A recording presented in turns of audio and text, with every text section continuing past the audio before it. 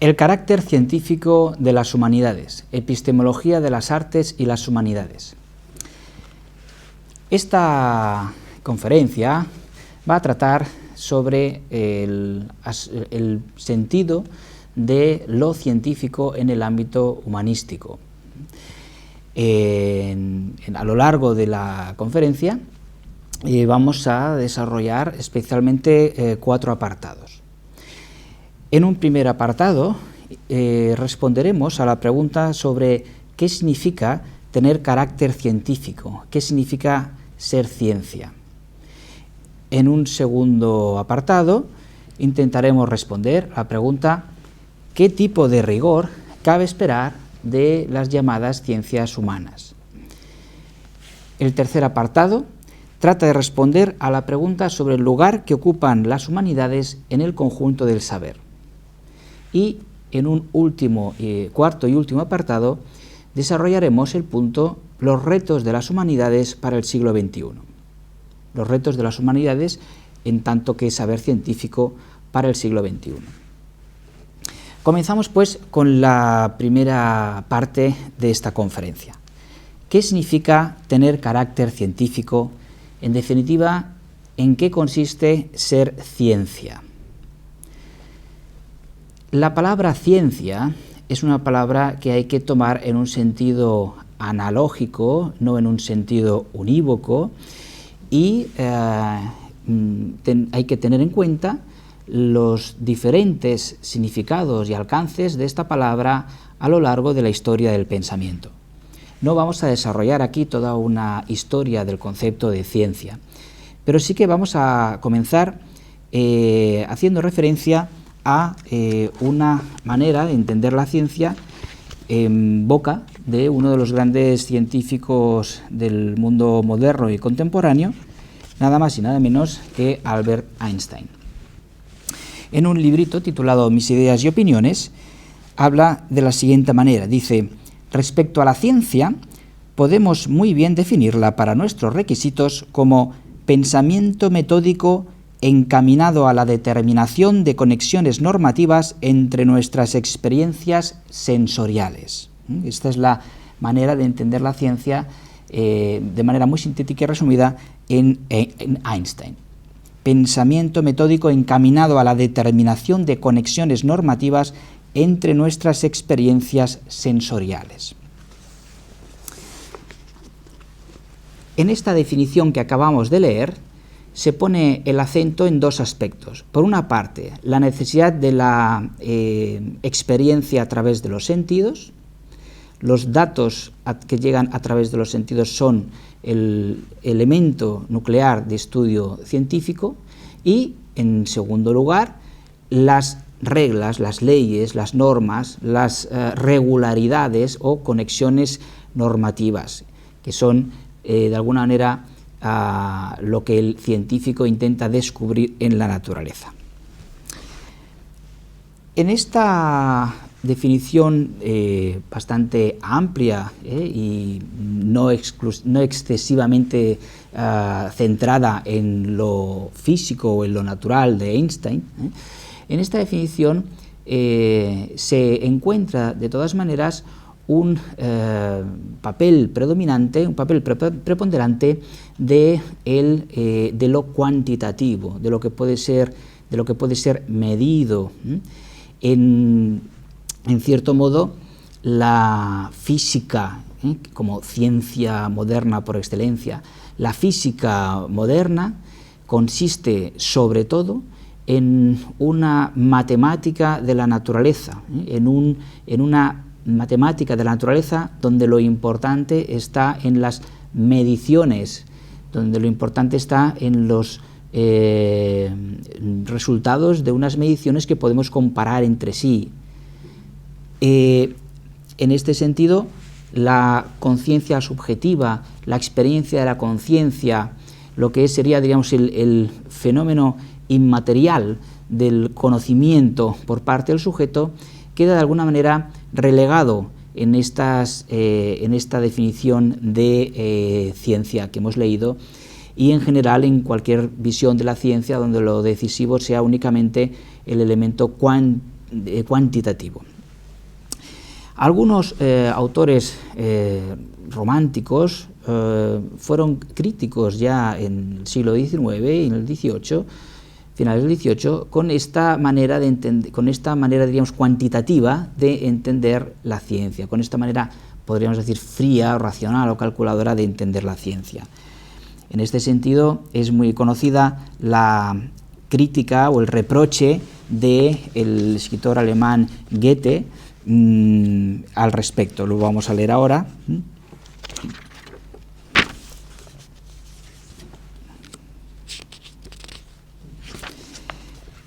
Dice Goethe, según recoge Arthur Marx en un libro titulado Naturaleza y conocimiento. El reproche de Goethe es así, dice, dirigido a los científicos: lo que no podéis asir os falta completamente, lo que no calculáis creéis que no es verdad. Este es el reproche, en palabras de Goethe, a una ciencia que se centra exclusivamente en lo cuantificable, en lo medible, en lo que se puede observar y registrar con mediciones. Esta frase de Goethe la trae a colación Arthur Marx en su libro Naturaleza y conocimiento, donde nos describe la controversia entre física y filosofía durante varios siglos y cómo esa controversia, en cierto modo, viene siendo superada en la medida en que en el siglo XX especialmente, pero también en el siglo XIX, los grandes físicos se han dedicado también a intentar adoptar un punto de vista filosófico, de la misma manera que los grandes filósofos contemporáneos intentan comprender al máximo los puntos de vista de la física. Ambos puntos de vista, el físico y el filosófico, son diferentes, pero el investigador, el científico de vocación, igual que el filósofo de vocación, tienen suficientes herramientas como para comprender sus mutuas perspectivas o puntos de vista. En Arthur Marx, de todas maneras, la referencia a Goethe y a ese reproche que acabamos de leer no es compartido, ese reproche no es apoyado, sino que más bien señala Arthur Marx que no se trata más que de una especie de visión romántica y acientífica de lo que es el conocimiento humano. De alguna manera, lo que Arthur Marx sí que reconoce en su libro es que el papel de la conciencia o el papel de lo que es lo más vital en el ser humano es algo que queda fuera del alcance de la ciencia, hasta el punto de que de alguna manera la realidad objetiva es inaccesible para el físico y lo único a lo que accede el físico es a una comparación de mediciones realizadas por el sujeto, que nunca nos llegan a proporcionar un conocimiento real de la realidad misma objetiva, ¿no? Sin embargo, eso no impide que ese conocimiento de la realidad objetiva pueda ser alcanzado a través de la experiencia de la conciencia en el sentido de Goethe. Entonces, vemos con estas consideraciones las controversias que en el mundo contemporáneo se suscitan por parte de filósofos, científicos, poetas, ¿no? Las controversias que se suscitan en torno a cuál es el alcance de la ciencia, en torno a si la ciencia realmente nos proporciona un conocimiento de la realidad o no, especialmente si nos proporciona un conocimiento del ser humano y de su interioridad y de su más profunda naturaleza o no. En este sentido, esas controversias pueden ser de alguna manera salvadas y recolocadas en una perspectiva diferente si atendemos a cómo los pensadores clásicos presentaban la organización del saber, las diferentes ramas del saber, los diferentes ámbitos en que se desarrolla el conocimiento científico del mundo. En este sentido, es muy sugerente e iluminador leer el comienzo del comentario de Santo Tomás de Aquino a la Ética a Nicómaco de Aristóteles. Se trata de un pasaje muy relevante en el que Santo Tomás de Aquino comienza con aquello tan aristotélico de que es propio del sabio ordenar, y como es propio del sabio ordenar, pues en función de los diferentes órdenes de la realidad, de los diferentes órdenes cognoscitivos, podremos también señalar los diferentes ámbitos científicos, teniendo en este caso la palabra científico un sentido mucho más amplio, no el meramente físico o cuantitativo, como vamos a ver ahora. Leo el texto de Santo Tomás de Aquino del comienzo del comentario a la Ética Nicómaco. Como dice el filósofo al comienzo de la metafísica, es propio del sabio el ordenar. La razón de esto es porque la sabiduría es la más alta perfección de la razón, de la cual es propio el conocer el orden. Pues aunque las facultades sensitivas conozcan algunas cosas de modo absoluto, sin embargo, conocer el orden de una cosa a otra es exclusivo del intelecto o razón. Hago un paréntesis relacionándolo con la definición que hemos leído en Einstein.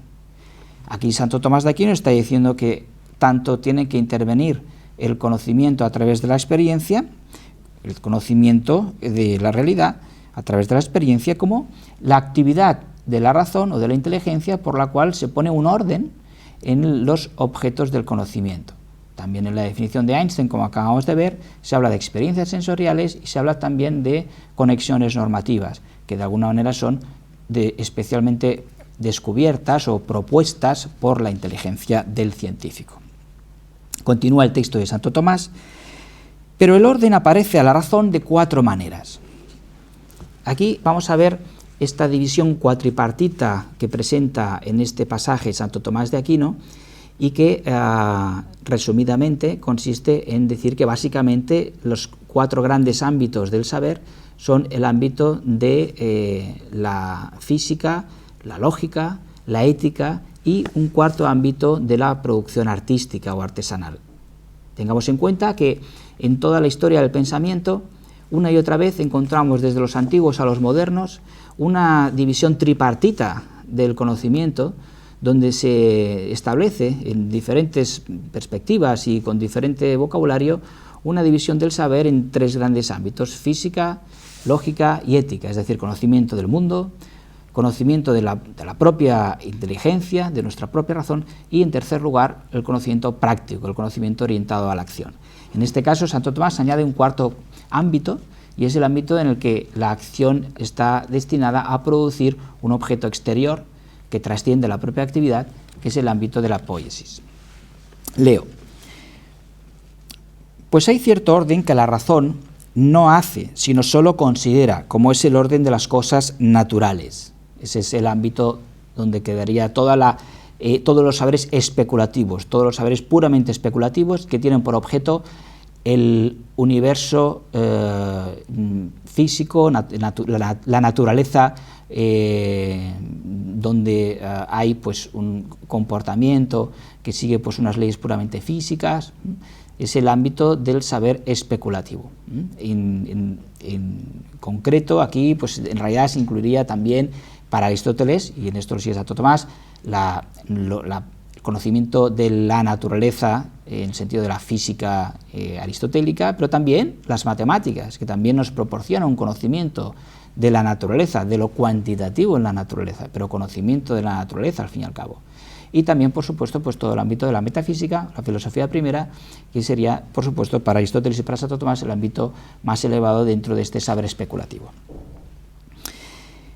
Otro es, en segundo lugar, es el orden que la razón, considerando, hace en su propio acto, como cuando ordena sus conceptos y los signos concebidos, que son voces significativas unos a otros. Este es el ámbito, en definitiva, de la lógica, el ámbito de del estudio de las propias operaciones de la inteligencia.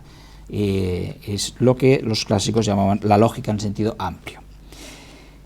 En tercer lugar, dice, tercero es el orden que la razón, considerando, hace en las operaciones de la voluntad. En este caso ya tenemos la razón orientada a la acción. Tenemos aquí, por tanto, todo el ámbito de los saberes prácticos, la ética, la economía, la política. Y en cuarto lugar, en este pasaje, Santo Tomás añade este cuarto como un elemento distinto del tercero. En otros pasajes pues se considera como un apartado dentro del tercero, ¿no? Cuarto es el orden que la razón, considerando, hace en las cosas exteriores, de las cuales ella misma es causa, como en el arca y la casa, es decir, como cuando se construye un arca o se construye una casa, en que la razón considera las cosas exteriores y produce unos efectos en esas cosas exteriores, y ese efecto permanece en las cosas exteriores de manera transitiva. Es el ámbito de la poiesis. Y continúa el texto de Santo Tomás. Y porque la consideración de la razón se perfecciona por el hábito, según estos diversos órdenes que la razón considera propiamente, aparecen las diversas ciencias. Es decir, las diversas ciencias están articuladas dentro de cada uno de esos 4 órdenes. Y de esa manera, pues, en el ámbito, primer ámbito mencionado, el primer orden que ha mencionado, se incluirían todas las ciencias especulativas. En el segundo, todas las ciencias lógicas. En el tercero, las ciencias morales. Y en el cuarto, todas las ciencias o técnicas, ciencias productivas. Leo el texto y lo acabo. Dice, pues a la filosofía natural pertenece el considerar el orden de las cosas que la razón humana considera pero no hace. Así, bajo la filosofía natural se comprende también la metafísica. En este sentido amplio, ese primer orden de lo especulativo incluye la filosofía natural, la metafísica. Pero el orden que la razón hace considerando su propio acto pertenece a la filosofía racional, podríamos llamar también la lógica, de la cual es propio el considerar el orden de las partes de la oración respectivamente y el orden de los principios respecto a sus conclusiones. Y en tercer lugar dice, pero el orden de los actos voluntarios pertenece a la consideración de la filosofía moral. En sentido amplio, la filosofía moral abarcaría todos los saberes prácticos. Y el orden que la razón, considerando, hace en las cosas exteriores, constituidas por la razón humana, pertenece a las artes mecánicas. Es todo el ámbito de la poiesis. Bien, con esta división cuatripartita que nos presenta Santo Tomás de Aquino en el comienzo de su comentario a la Ética a Nicómaco, podemos ahí tomarlo como punto de referencia para ubicar debidamente las diferentes ramas del saber y en especial pues las diferentes ciencias humanas. En la medida en que las ciencias humanas tengan por objeto de estudio una realidad que no es contingente, entonces esa parte de las ciencias humanas será puramente especulación, será puramente un saber especulativo. Pero en la medida en que las ciencias humanas tienen por objeto de estudio un ámbito de la vida humana en que se incluye la deliberación, la reflexión, los actos libres, etc., entonces esto entra ya dentro de ese tercer tipo, ¿no?, de del orden de los saberes prácticos, el orden de los saberes prácticos. Y en la medida en que, por ejemplo, exista una reflexión metodológica sobre las propias ciencias humanas, dentro de las ciencias humanas, eso sería parte de ese segundo ámbito de la lógica. O, en cuarto lugar, en el caso de que las ciencias humanas en cuestión se desplieguen de manera que produzcan unos resultados, ¿no?, que produzcan una realidad transitivamente, ¿no?, pues en este caso eso sería una dimensión poética o productiva de una ciencia humana. De todas maneras, lo que predomina en las ciencias humanas como tal es su vinculación con ese tercer ámbito que hemos comentado, ¿no?, el ámbito de lo voluntario, de lo deliberado, de lo elegido, en definitiva de lo que es más específico de la vida humana, y por tanto, en general, las ciencias humanas se deben conectar dentro de esta estructura cuatripartita que presenta Santo Tomás de Aquino, más bien con ese tercer orden, con el orden de los saberes prácticos. Bien, en otros lugares de su obra, Santo Tomás de Aquino se entretiene en considerar las diferentes partes del saber y las diferentes partes de la filosofía especulativa, de la filosofía práctica, de la lógica, etc., ¿no? Y hay un pasaje muy interesante en este sentido, que es el comentario, la obra completa, pero especialmente algunos pasajes más señalados de esta obra, ¿no?, el comentario de Santo Tomás al De Trinitate de Boecio. En concreto, me voy a referir ahora al pasaje que corresponde a la lección segunda, cuestión primera, artículo primero. Se trata de un pasaje en el que Santo Tomás justifica el orden del trivium y el quadrivium, típicos de la universidad medieval, típica de los estudios medievales, ¿no? Y lo voy a leer a continuación. Dice Santo Tomás: la filosofía teórica no se divide suficientemente en las 7 artes liberales, trivium y quadrivium, sino que, como dice Hugo de San Víctor, las 7 artes liberales se ponen delante de las otras ciencias porque en ellas se instruían primero los que querían aprender la filosofía. Las 7 artes liberales son de alguna manera propedéuticas para la filosofía, para la teología. Continúa Santo Tomás, dice: por ello el trivium y el quadrivium se distinguen porque por ellos, como por ciertas vías, se introduzca el ánimo vivaz en la recóndita filosofía. Esta respuesta de Santo Tomás lo que propone es, ¿por qué da esta respuesta Santo Tomás? Es porque con la objeción a la que está respondiendo es una objeción en la que se considera que dentro de la filosofía, con el trivium y el quadrivium ya basta, y no hace falta una filosofía propiamente dicha, una teología, etc., ¿no? Y Santo Tomás dice, no, el trivium y el quadrivium está muy bien, pero son una preparación para la filosofía y la teología, son como ciertas vías que conducen hacia allí. Y continúa el texto de Santo Tomás, dice: y esto concuerda también con las palabras del filósofo, de Aristóteles, que en el libro segundo de la Metafísica dice que el modo de la ciencia debe adquirirse antes que las ciencias. Hace falta primero saber razonar para poder razonar sobre un objeto concreto, hace falta saber lógica para saber sacar una conclusión, etc. Y más adelante dice también Aristóteles en el libro sexto de la Ética Nicómaco que la matemática puede ser aprendida por un niño, pero no la física, que requiere la experiencia. Es decir, el objeto determina al método y no al revés. Esta visión aristotélica, tomista, clásica, ¿no?, de la ciencia, ¿no? El método científico debe estar ajustado al objeto de estudio y no a la inversa. No se puede reducir todo el saber científico a un solo método, cualquiera sea su objeto, sino que en función del objeto estudiado se debe inclinar el investigador por un método o por otro. Por lo cual, continúa el texto de Santo Tomás, resulta que a la lógica estudiada en primer lugar deben seguir las matemáticas que se contienen en el quadrivium, y así por ellas como por ciertas vías se prepara el ánimo para las otras disciplinas físicas. Y un poco más adelante dice: el trivium y el quadrivium entre las demás ciencias son llamados artes porque no solo ofrecen conocimiento, es decir, aquí Santo Tomás se está aclarando que se llaman artes liberales independientemente de que tengan o no una dimensión poética, se llaman artes en el sentido amplio de un instrumento que nos acerca hacia el conocimiento, en este caso como unos saberes preliminares o propedéuticos que nos preparan para un saber de índole superior de tipo ya filosófico y teológico. No solo ofrecen conocimiento el trivium y el quadrivium, sino implican alguna operación que procede de modo inmediato de la misma razón, como la construcción, el formar silogismos y oraciones, numerar, medir, componer melodías, computar el curso de los astros. Todo eso son actividades propias del trivium y el quadrivium.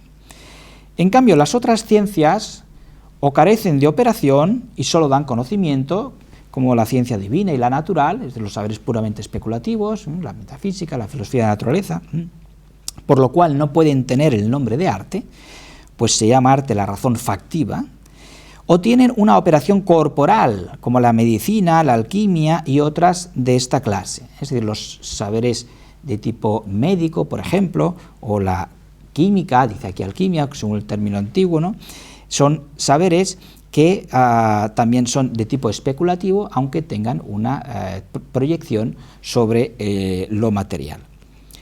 Pero estas no pueden llamarse artes liberales, porque actos de esta clase son de aquella parte del hombre por la cual no es libre, a saber, la parte del cuerpo. Esto es muy interesante, porque se le llama artes liberales a aquello que tiene que ver con la voluntad, con la libertad, con el alma, con lo que no está sujeto a la necesidad de lo corpóreo, de lo material.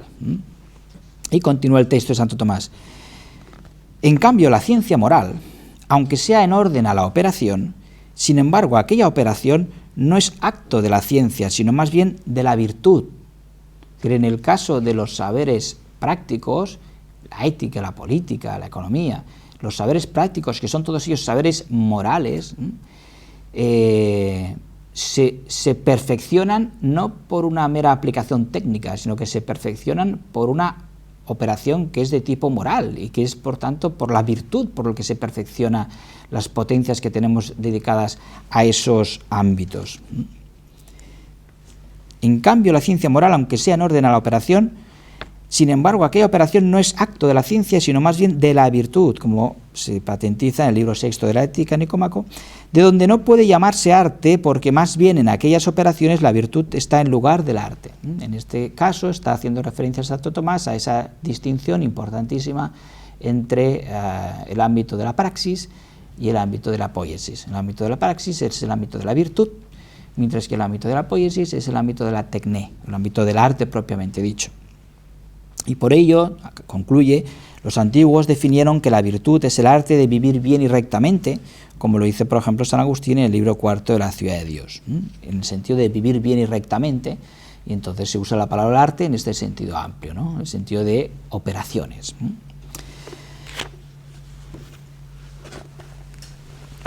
Bien, con estos textos de Santo Tomás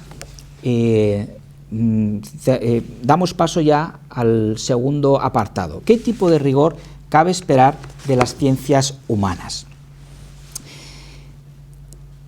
Como hemos dicho ya en el apartado anterior, el método que empleemos para estudiar una parte de la realidad tiene que estar elegido o desarrollado en función de cuál sea esa parte de la realidad que queremos estudiar y de cuál sea la finalidad con la que lo estamos estudiando. Por eso no hay un solo método científico, sino que el método será científico en la medida en que se adapte a las necesidades del objeto de estudio y de la finalidad de ese estudio. Hay un par de pasajes donde Aristóteles, de modo genial, muestra la importancia que tiene el considerar el método en función del objeto y no a la inversa. Concretamente, uno de ellos está al comienzo de la Ética de Nicómaco y otro de ellos, otro que ahora veremos también, después veremos en el libro segundo de la Metafísica. Al comienzo de la Ética a Nicómaco, en que Aristóteles está presentando la disciplina en cuestión a la que pertenece esta obra, que en sentido muy amplio es la ciencia política, digamos, no hay propiamente una separación radical entre el ámbito de lo moral y el ámbito de lo político. Esta separación no tiene sentido para Aristóteles. En ambos casos son saberes prácticos, y la ética de alguna manera es como una propedéutica para la política, y la política nunca deja de ser ética en el caso aristotélico.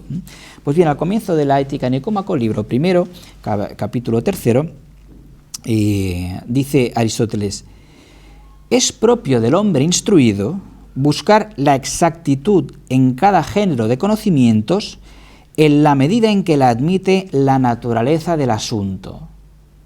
Esta afirmación de Aristóteles es importantísima. Lo repito, es propio del hombre instruido buscar la exactitud en cada género de conocimientos en la medida en que la admite la naturaleza del asunto.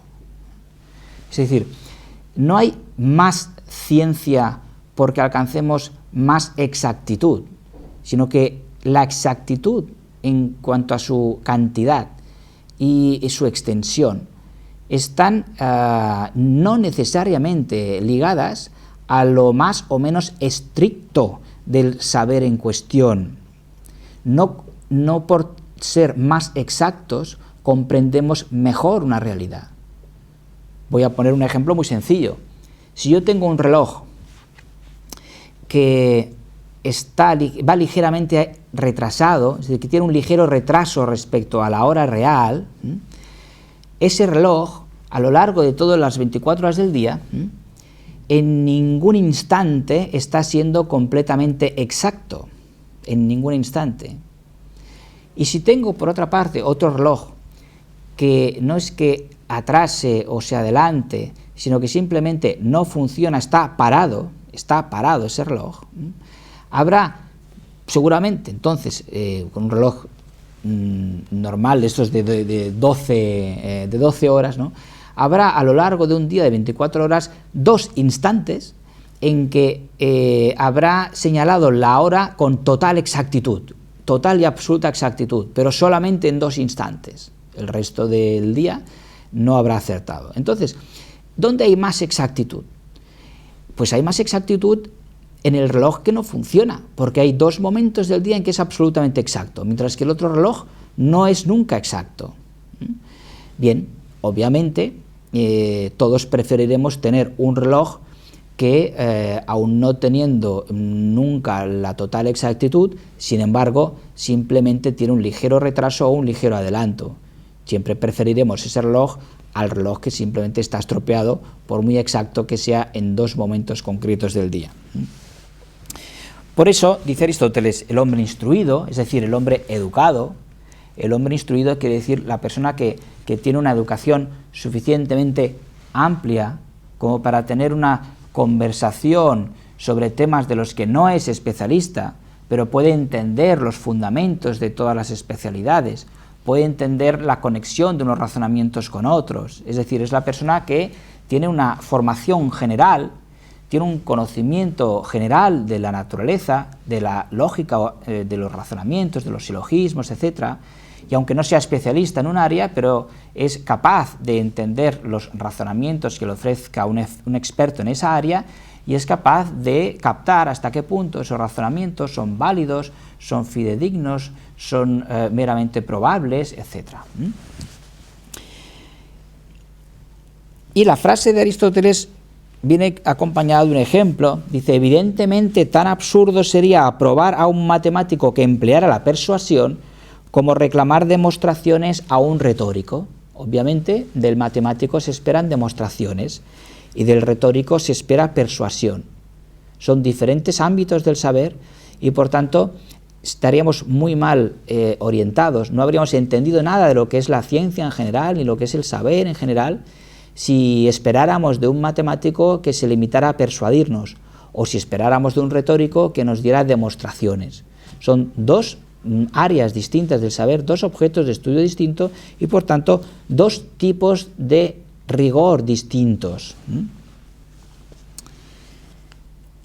En el caso de la ética Nicómaco, Aristóteles esto lo vincula a la necesidad que tiene el que quiere aprender ciencia política de acudir a la experiencia, de contar con el conocimiento de los hechos históricos, de no confiar meramente en una reflexión puramente abstracta, dado que el ámbito de conocimiento de la ciencia política es el ámbito práctico.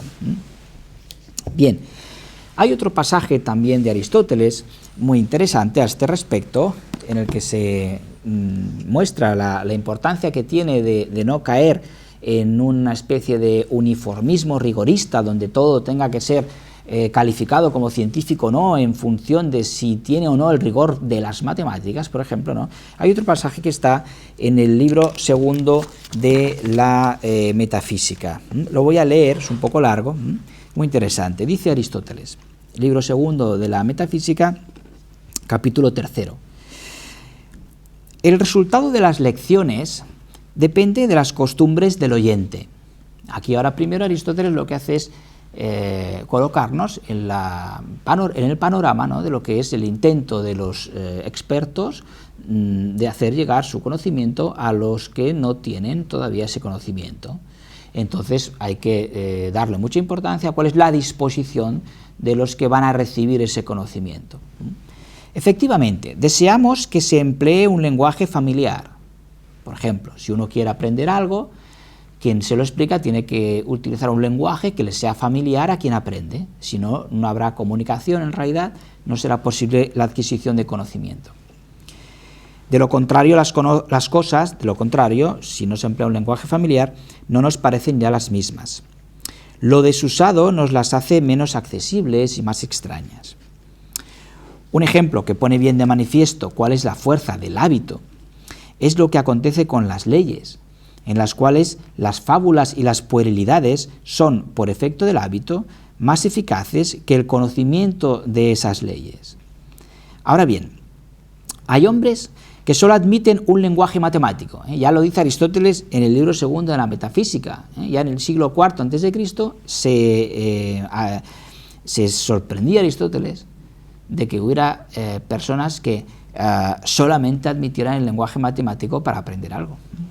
Dice, otros no quieren más que ejemplos.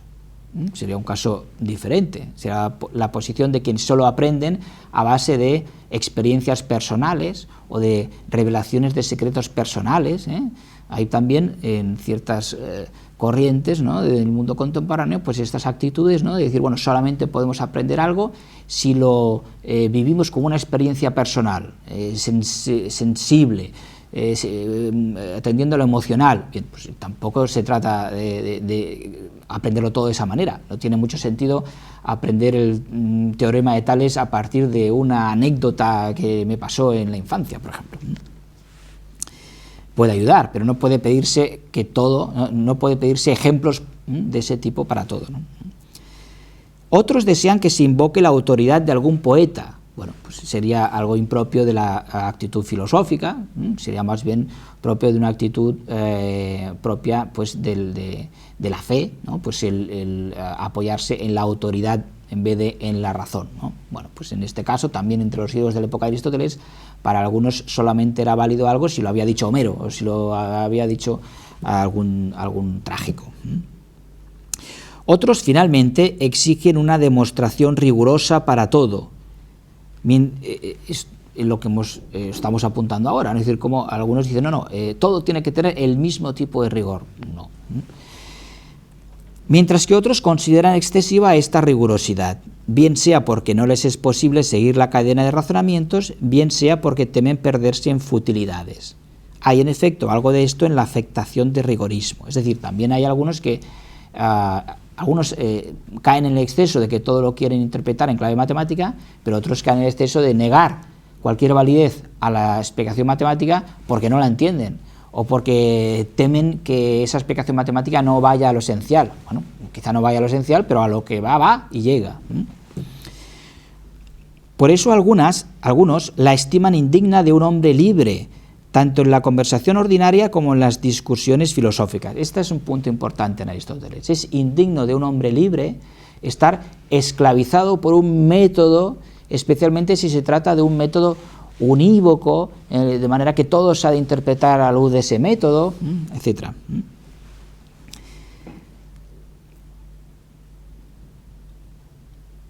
Por consiguiente, es preciso saber ante todo qué es lo que debe exigirse en cada especie de ciencia, porque resulta absurdo investigar a un mismo tiempo la ciencia y el método de la ciencia, y ninguno de estos dos objetos es fácil de captar. No debe exigirse en todo el rigor matemático, sino únicamente cuando se trate de entes inmateriales. Así, el método matemático no tiene aplicación en física. Aquí está incluyendo en Aristóteles aquí. La física se refiere al estudio filosófico y científico en sentido moderno de la naturaleza, del ente móvil, para ser más exactos con el vocabulario de Aristóteles, ¿no? Porque es verosímil que toda la naturaleza contenga materia, de ahí que debamos considerar en primer lugar qué es la naturaleza, y de esta manera veremos de qué trata la física, y si incumbe a una sola ciencia o a varias el estudiar las causas y los principios de las cosas, etc. Bueno, está ahí adentrándose Aristóteles en cuál es la misión y el objeto de la ciencia física. Bien.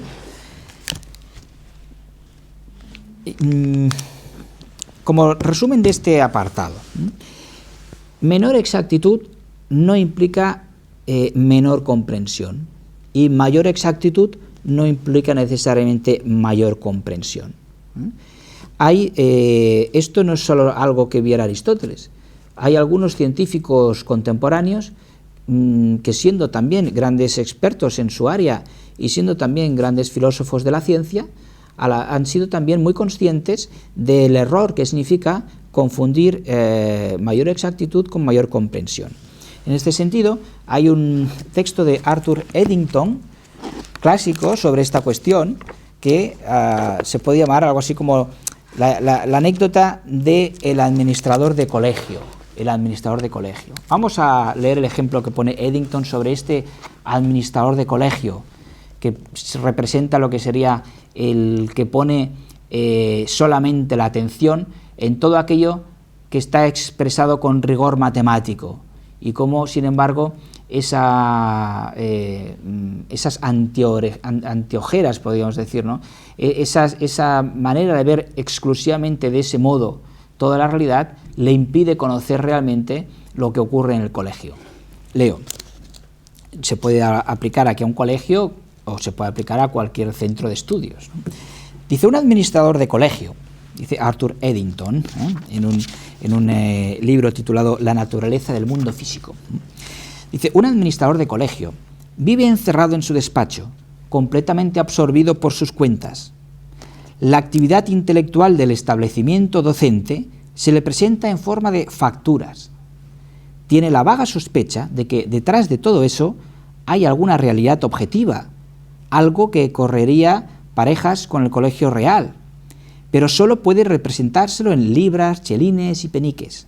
En su opinión, ese es el colegio del sentido común, de la experiencia cotidiana.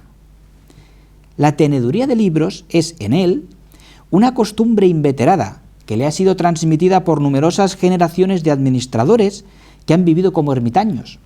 Las cuentas forman parte de la naturaleza intrínseca de las cosas. Pero nuestro administrador tiene una mentalidad científica y quiere aprender todavía más acerca de su colegio. Un día, estudiando sus libros, descubre una ley admirable. Frente a cada partida acreedora, aparece por alguna parte una partida deudora de igual valor. He aquí, se dice, una de las grandes leyes que rigen el colegio, ley perfecta y exacta. Llamo más al haber y menos al debe, y así llego a conservar las libras, los chelines y los peniques. Esta es la auténtica manera de explicar las cosas, y los descubrimientos que pueden preverse como consecuencias de este método científico son ilimitados. Ya no tengo que preocuparme por las supersticiones de mis colegas, que creen en un espíritu bienhechor, el rey, y en algunos espíritus malhechores, los inspectores. Solo tengo que avanzar por este camino y llegaré a comprender por qué están subiendo constantemente los precios. Esa es la reflexión que se haría en voz alta interiormente ese administrador de colegio. Y al respecto del propio ejemplo que pone él imaginario, ¿no? Nos dice Eddington: no voy a reprochar al administrador por creer que sus investigaciones científicas acerca de sus cuentas le harán llegar al conocimiento exacto, aunque parcial, por exigencia de los hechos. Conocimiento exacto de la realidad que ocultan. Gracias a ellas, gracias a las cuentas, podrá profundizar más de lo que le hubiera permitido la rotunda perogrullada que su primer esfuerzo le había hecho descubrir. Sea lo que fuere, su vida está muy especialmente dedicada a las cuentas, y es natural que él descubra las leyes que las rigen, cualquiera que sea su naturaleza. Pero yo le haría observar que descubrir cómo se entrecruzan los diferentes aspectos con arreglo a los cuales se presentan las realidades del colegio en el ámbito de las cuentas no equivale enteramente a descubrir las leyes que rigen el establecimiento. Esta es la clave.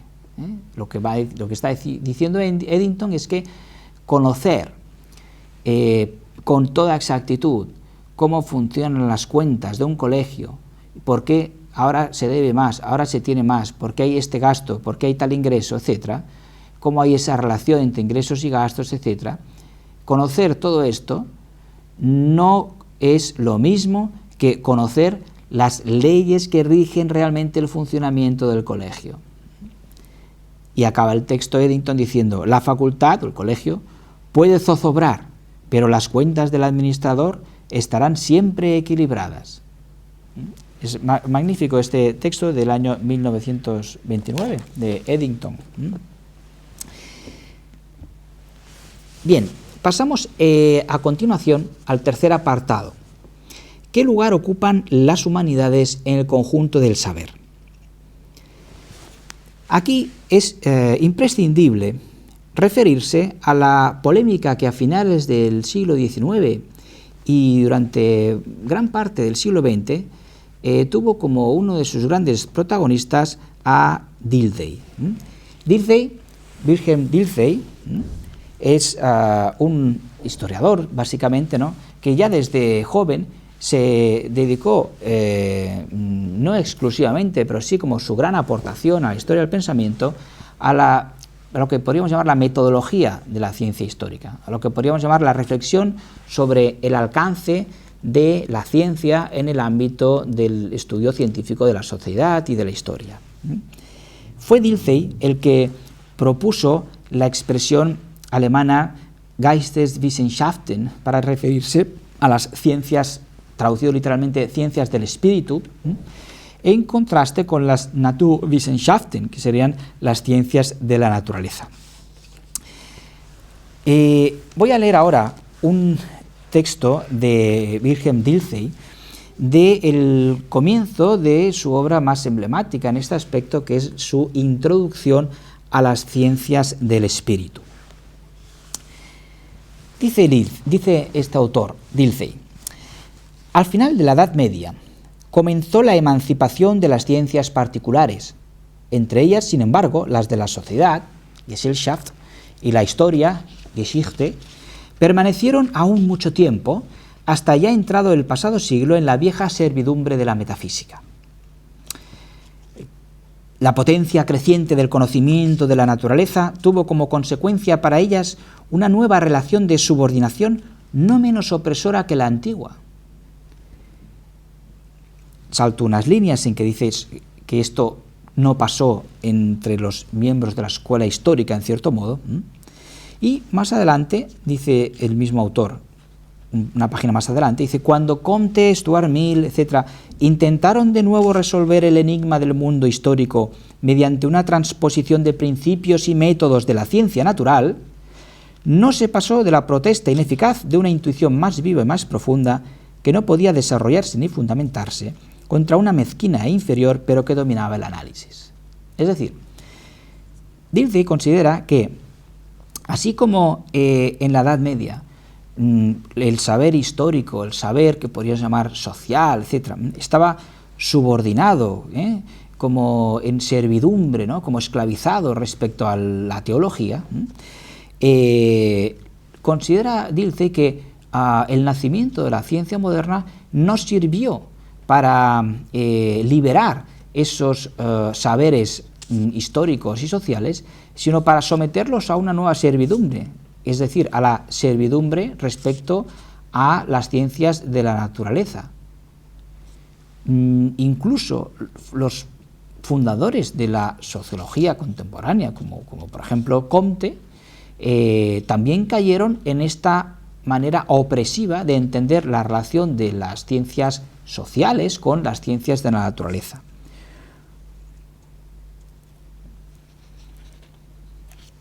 Dilthey menciona a algunos historiadores del siglo XIX y cómo intentaron hacer frente a esa opresión de las ciencias de la naturaleza sobre las ciencias sociales, aunque no consiguieron establecer un marco metodológico que permitiera adecuar la metodología científica en el ámbito social e histórico a su objeto de estudio.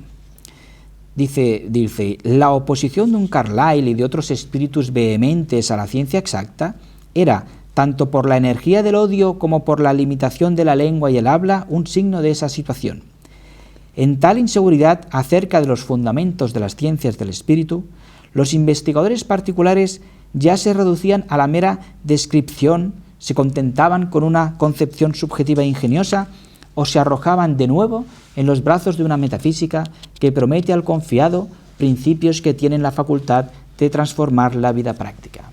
Es decir, Dilthey se ve a sí mismo como en la obligación, diríamos, fundacional y original, de establecer un ámbito epistemológico nuevo, bien definido y diferente para las ciencias del espíritu, que les permitan desarrollarse sin depender de la metodología de las ciencias de la naturaleza. En el comienzo del capítulo primero de ese libro de Introducción a las ciencias del espíritu de Dilthey, ¿no?, dice este autor: Desde la célebre obra de Bacon, Francis Bacon, los libros que discuten el fundamento y el método de las ciencias de la naturaleza e introducen así en su estudio, han sido compuestos especialmente por investigadores de la naturaleza. Parecía necesario prestar un servicio análogo a los que se ocupan de historia, de política, de jurisprudencia o economía política, de teología, literatura o arte. Aquí me interesa ver esta enumeración como justificación de estar haciendo referencia a Dilthey dentro de una reflexión sobre el carácter científico de las humanidades. Fijémonos de nuevo en el listado. Dice, los que se ocupan de historia, de política, de jurisprudencia, de economía política, de teología, de literatura o de arte. A todos los que se ocupan de estas ramas del saber, les es necesario un marco metodológico, un marco donde su objeto de estudio pueda ser legítimamente buscado y perseguido con unas normas, por decirlo así, científico-metodológicas propias de ese objeto de estudio y diferentes del ámbito de las ciencias de la naturaleza. Y continúa el autor. Los que se dedican a las ciencias mencionadas suelen llegar a ellas por las necesidades prácticas de la sociedad, con el fin de una formación profesional que proporciona a la sociedad sus órganos directivos con los conocimientos necesarios para su misión. Es decir, los que se dedican al derecho o a la historia o a la literatura, según Dilthey, lo hacen con una orientación práctica. Sin embargo, esta formación profesional solo capacitará al individuo para funciones superiores en la proporción en que rebase la medida de un adiestramiento técnico. Aquí este apunte de Dilthey es muy relevante y muy verdadero.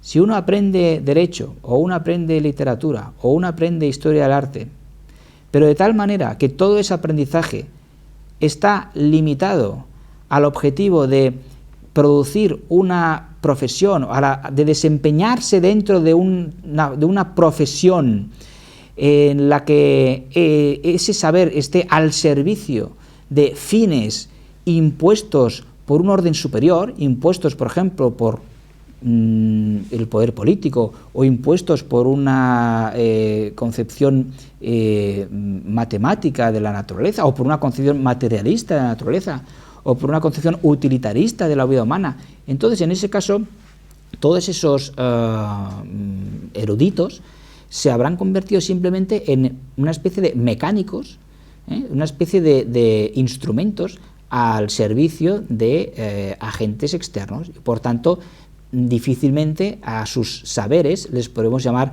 artes liberales, porque no están viviendo como hombres libres, sino que estarán desarrollando su profesión como, de alguna manera, como siervos, como esclavos. Y continúa Dilthey.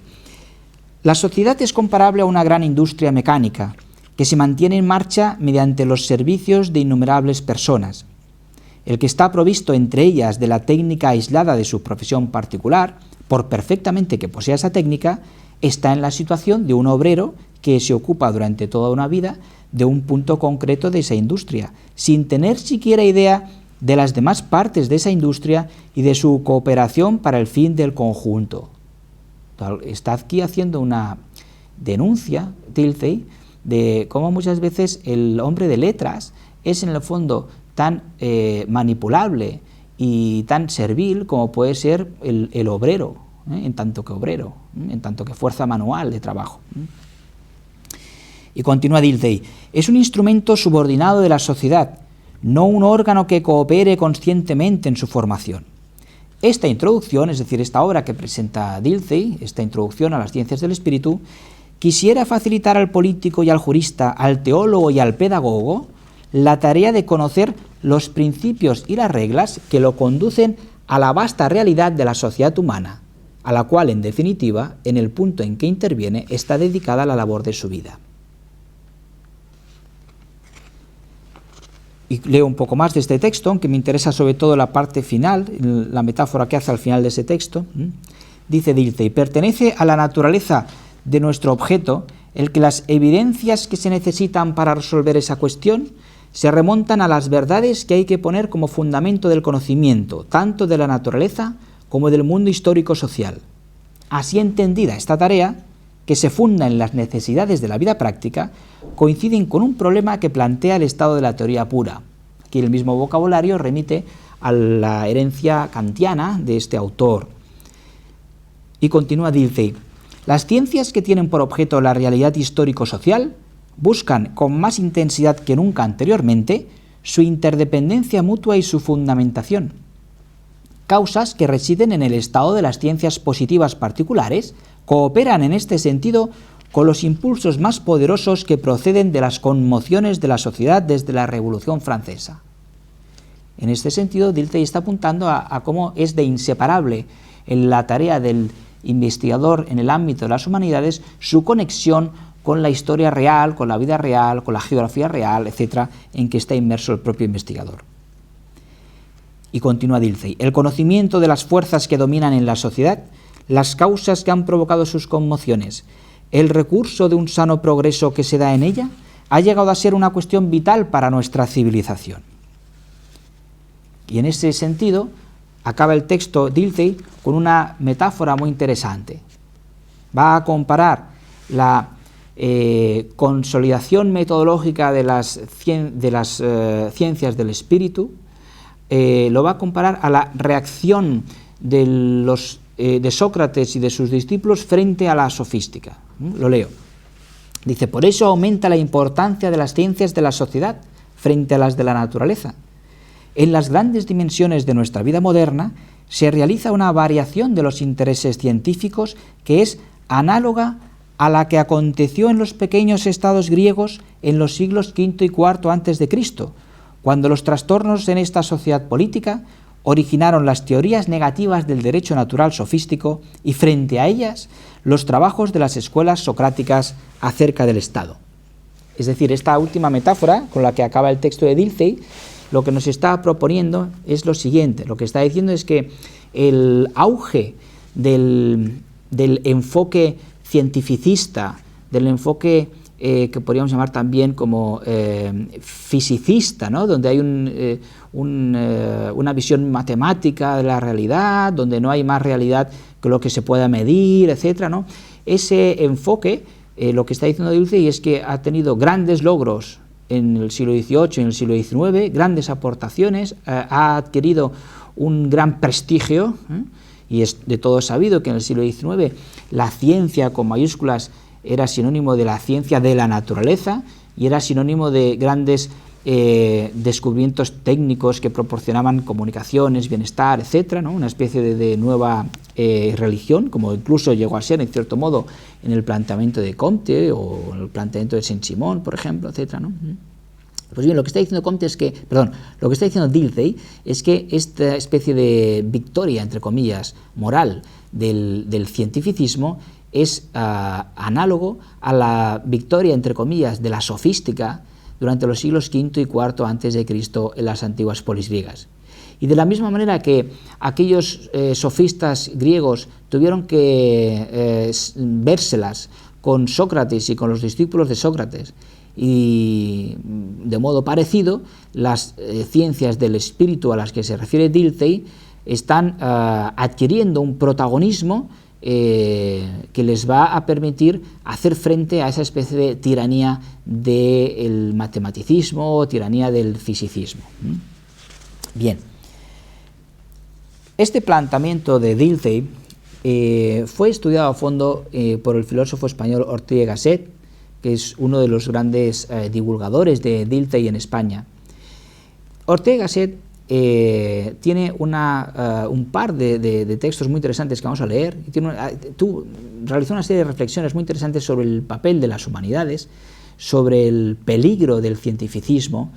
Vamos a ver ahora un texto de Ortega y Gasset en el que precisamente se refiere a Dilthey, y es un texto en el que Ortega y Gasset justifica el uso del término humanidades para referirse aproximadamente a lo mismo que Dilthey denominaba las ciencias del espíritu.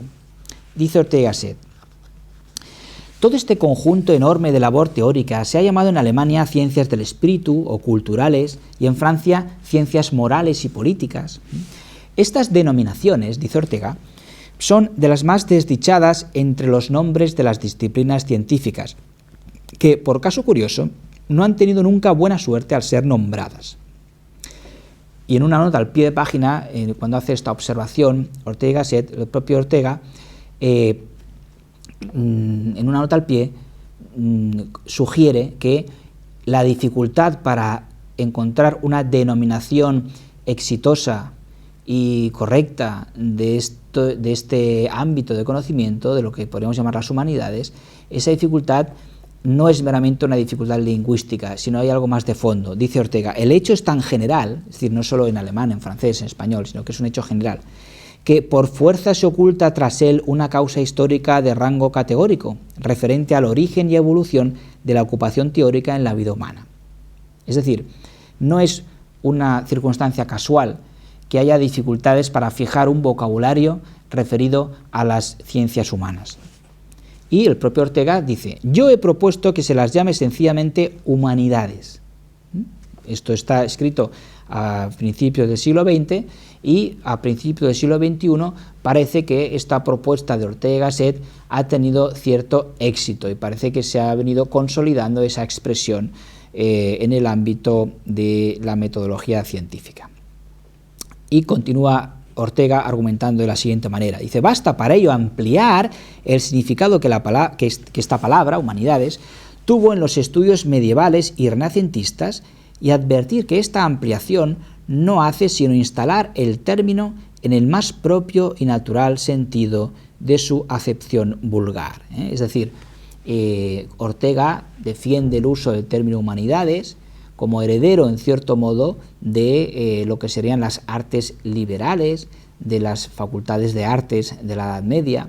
Tengamos en cuenta que la palabra humanidades como tal, para referirse a un ámbito del conocimiento, no empieza a utilizarse realmente hasta principios del siglo XIX. Y continúa Ortega, las humanidades, con mayúsculas, que entre tanto habían crecido gigantescamente, se hallaban en grave desamparo filosófico. Su forma de conocimiento se refiere al momento en que Dilthey escribe su introducción a las ciencias del espíritu. Su forma de conocimiento tiene la peculiaridad, frente al conocimiento naturalista, de no llevar a consecuencias directas y claramente útiles. En este sentido, a las humanidades se le achaca a menudo lo mismo que tradicionalmente se había achacado a la filosofía desde la perspectiva de los positivistas, la falta de utilidad de la filosofía.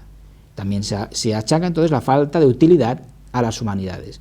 Pero de la misma manera que la falta de utilidad no es una desventaja ni un inconveniente de la filosofía, sino precisamente su rasgo más noble y más intrínseco y el que convierte a la filosofía en lo más necesario, precisamente por su inutilidad, también en este sentido el que se critique a las humanidades por su falta de utilidad, por su falta, podríamos decir, de aplicación poética o productiva, no es algo que vaya en detrimento de las humanidades en cuanto tal, sino que perfectamente puede ser algo que se ha elevado a la categoría precisamente de honor o de dignidad mayor de las humanidades, sin que eso vaya en detrimento a su vez de la conexión de las humanidades con los saberes prácticos y por tanto con los saberes que están orientados al ámbito de la vida moral, al ámbito de la adquisición de la virtud en definitiva y por tanto en el fondo al ámbito de lo que resulta más conveniente y más necesario para el ordenamiento de la vida humana, tanto a nivel individual como a nivel social colectivo.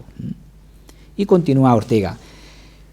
Por otra parte, es un conocimiento estricto, pero no exacto, como hemos visto también antes, comentando aquellos textos de Aristóteles y aquel texto de Eddington, ¿no?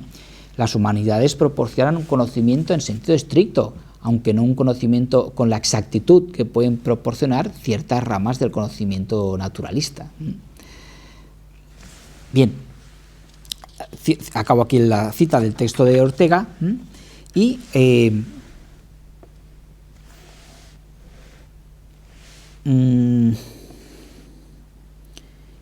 hay otro texto de Ortega también muy interesante que voy a leer ahora, que es muy conocido, que está en La rebelión de las masas y que es aquel texto en el que Ortega y Gasset critica el especialismo, o en el que llama la atención sobre el grave peligro que afronta la civilización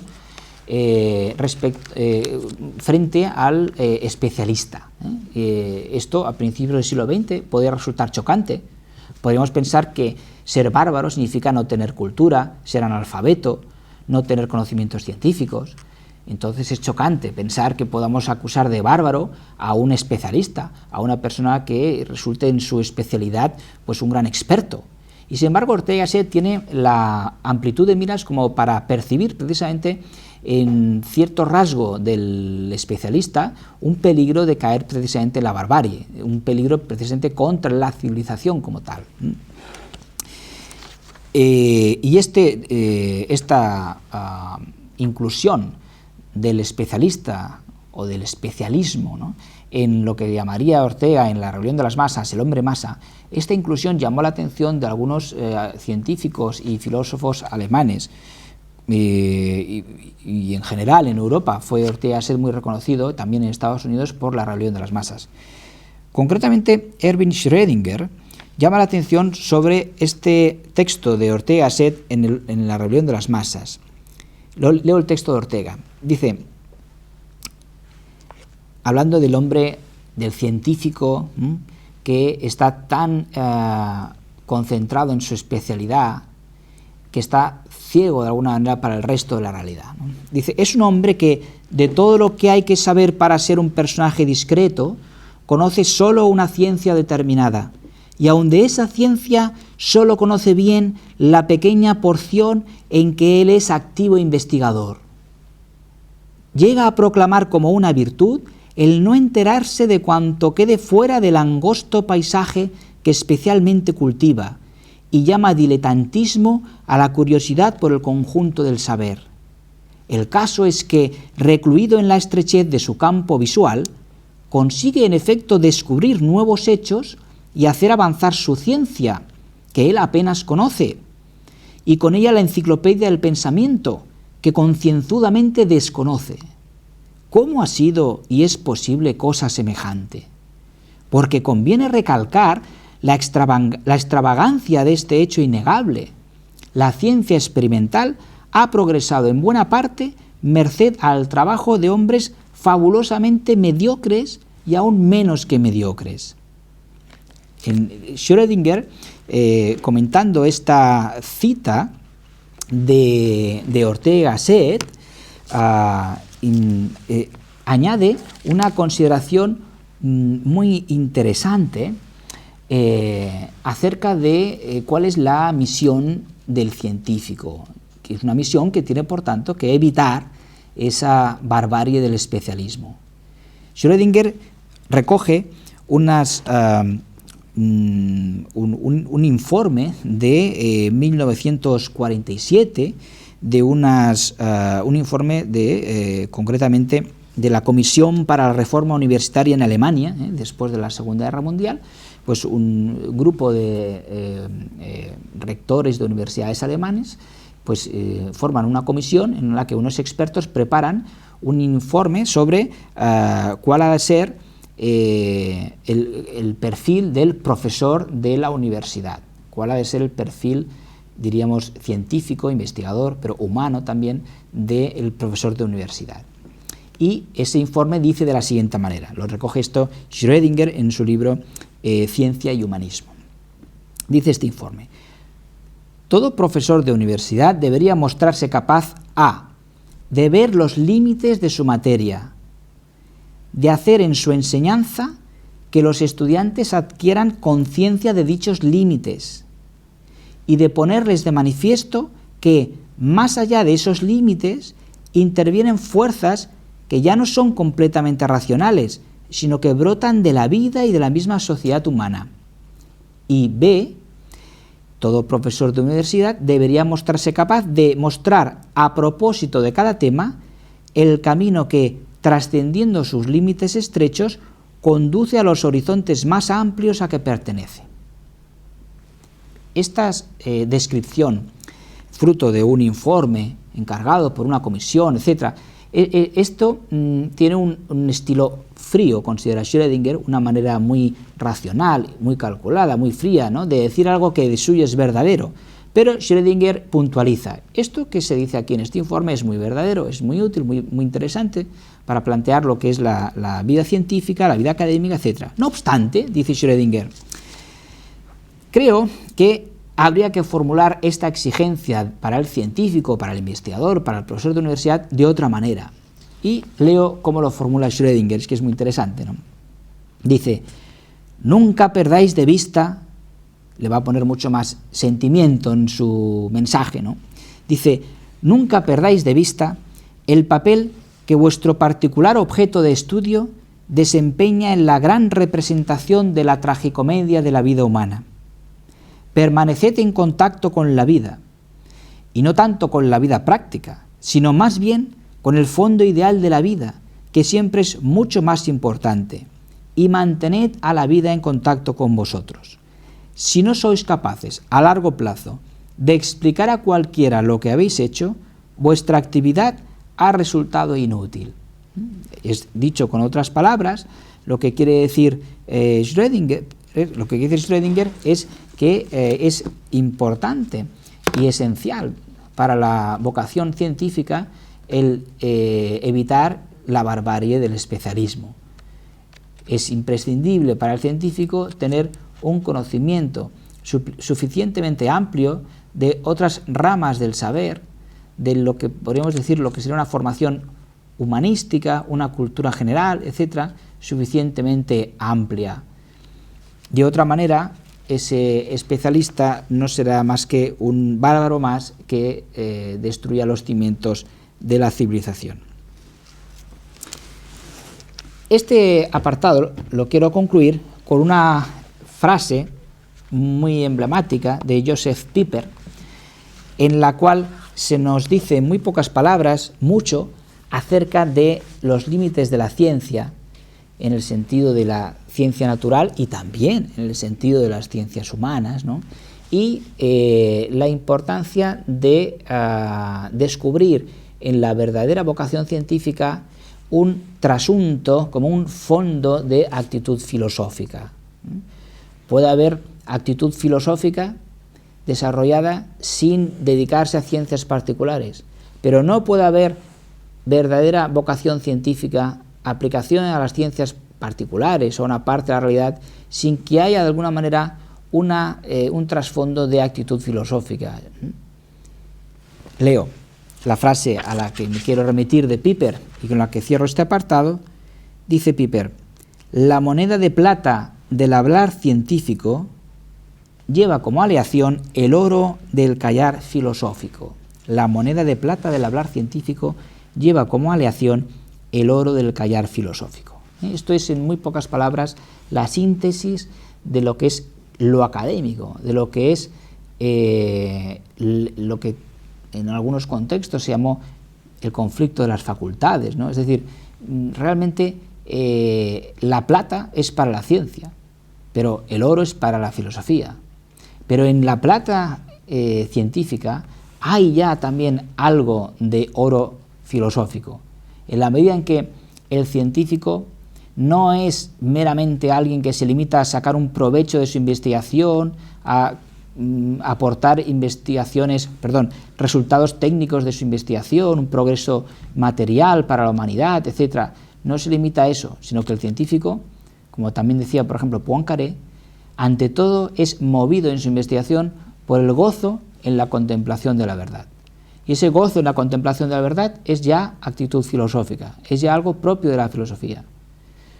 Y en la medida en que se pone cada cosa en su sitio, cada saber en su sitio, y la ciencia es plata y la filosofía es oro, en esa misma medida se ha de reconocer que el gozo en la contemplación de la verdad es superior de suyo a los placeres que puede proporcionar la obtención de bienes útiles o la producción de bienes materiales, etc. Bien, y de esta manera paso ya al cuarto y último apartado de esta conferencia. Este apartado voy a plantear algunos retos de las humanidades en tanto que saber científico para el siglo XXI. En primer lugar, uno de los grandes retos para las ciencias humanas en el siglo presente es el riesgo de unilateralismo físico-matematizante. Este unilateralismo es, en el fondo, el mismo que Dilthey veía que ponía en peligro el curso de los saberes sociales e históricos. Es el mismo unilateralismo que, en el fondo, lleva a Comte a idolatrar la ciencia, etc. El problema es que lo cuantitativo nos proporciona un conocimiento realmente de un aspecto verdadero del mundo, pero no el único verdadero ni todo lo verdadero. Las ciencias humanas tienen que ser en el siglo XXI suficientemente audaces como para no autolimitarse a la provisión de mediciones. Es una gran tentación, una tentación muy fuerte en la que a veces caen los investigadores en el ámbito de las humanidades. Digo, es una fuerte tentación el considerar que solamente esa investigación va a tener carácter científico y va a ser escuchada si se adorna la investigación de multitud de mediciones, de multitud de datos numéricos, y esto no es el corazón del saber humanístico, esto no es el corazón de las ciencias del espíritu, como las llamaba Dilthey. Esto puede ser una herramienta, un instrumento metodológico de apoyo, pero uno, como digo, insisto, la idea, ¿no? Uno de los retos en el momento presente es el de evitar que las ciencias humanas queden reducidas meramente a una especie de matemáticas aplicadas a la vida individual y colectiva. En este sentido, quiero leer un texto de Jean Dojat, en el que se utiliza una metáfora interesante para explicar esta misma idea.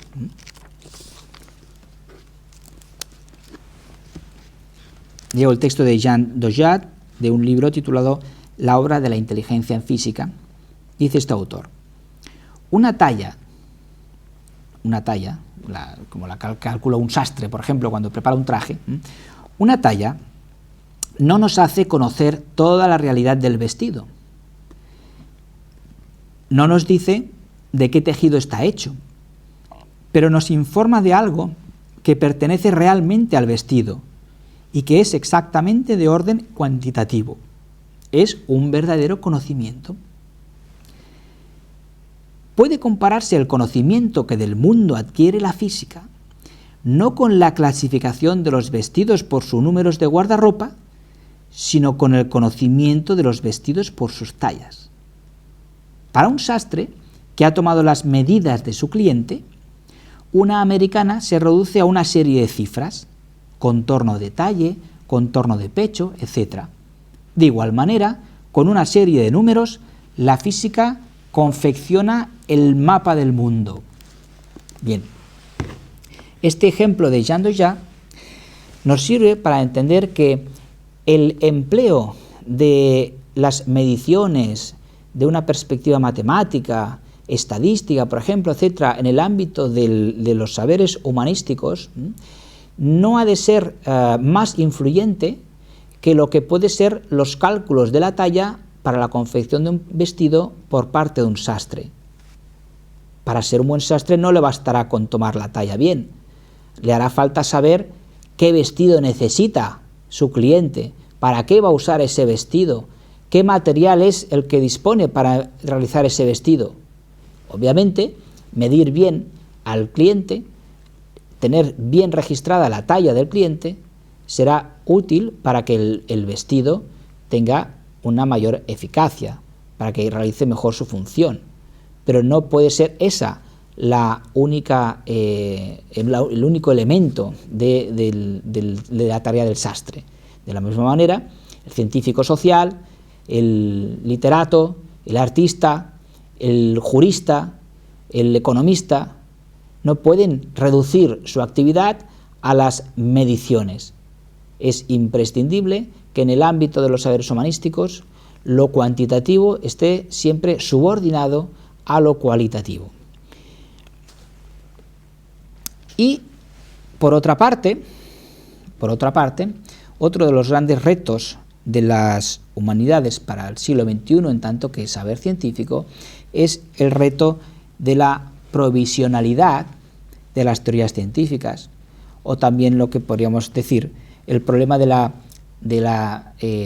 probabilismo o del alcance solo probabilístico de la ciencia. No vamos a desarrollar aquí la teoría de Karl Popper acerca de la provisionalidad de las teorías científicas, aunque es indiscutible que su aportación resulta de gran relevancia para comprender las polémicas que en torno a la lógica científica respecto a la metodología de la ciencia se desarrollaron durante el último siglo. Pero incluso más allá de Popper, es interesante ver cómo grandes representantes de una visión científica del mundo, como por ejemplo Claude Bernard, fueron claramente capaces de afirmar la provisionalidad de las teorías científicas, y cómo las teorías de alguna manera han de estar siempre en última instancia supeditadas a la realidad observada, supeditadas a los resultados de las observaciones. Sería completamente anticientífico negar las observaciones en nombre de una teoría. Lo propio del carácter científico es estar abierto, en esto también coincide Bernard con Popper, es estar abierto a la refutación, incluso de las propias teorías, por mucho que haya costado elaborarlas, cuando las observaciones nos lleven a ello.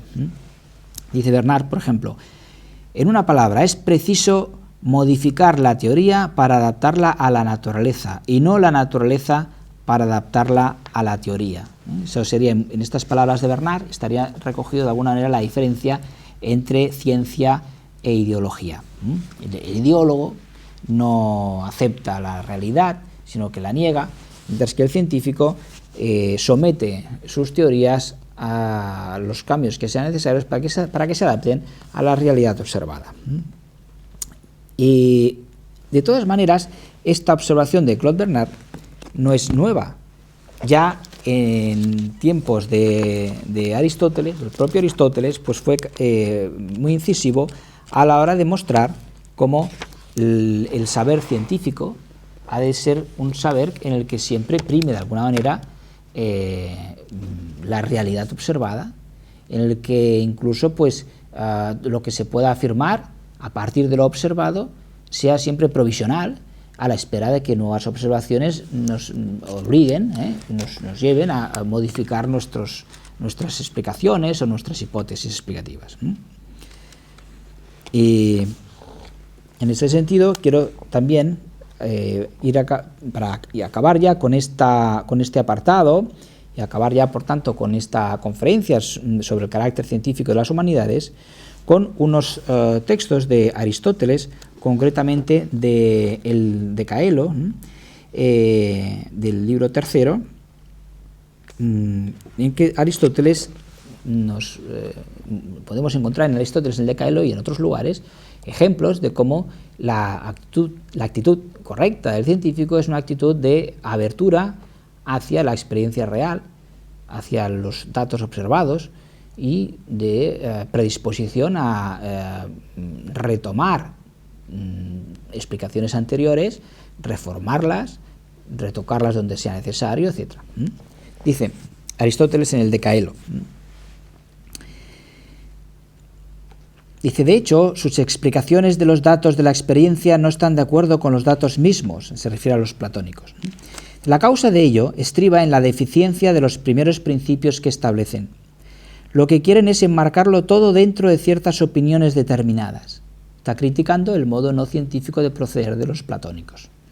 Efectivamente, continúa Aristóteles, quizás sea preciso que para las cosas sensibles haya principios sensibles, para las cosas eternas, principios eternos, para las cosas corruptibles, principios corruptibles, y en general los principios deben ser de la misma especie que sus objetos. De manera que respecto al mundo contingente y en continuo cambio, pues los principios no pueden ser igual de sólidos y de permanentes como pueden serlo para el ámbito de lo inmutable. Nuestros filósofos, por el contrario, se refiere a los platónicos, llevados de su amor a los principios, parecen desempeñar el papel de aquellos que en las discusiones montan guardia en torno a sus posiciones. Están preparados a aceptar cualquier consecuencia, en la convicción de que se hallan en posesión de principios verdaderos, como si ciertos principios no debiesen ser juzgados según sus resultados, y sobre todo según su resultado final. Este resultado final, que en el caso de una ciencia de lo factible es la obra realizada, en la ciencia de la naturaleza es la evidencia siempre soberana de la percepción sensible. Esta enseñanza de Aristóteles está muy vinculada, es muy cercana a esa otra referencia que hemos leído hace un momento de Claude Bernard. Y en el mismo de Caelo, en otro pasaje del libro segundo, dice Aristóteles: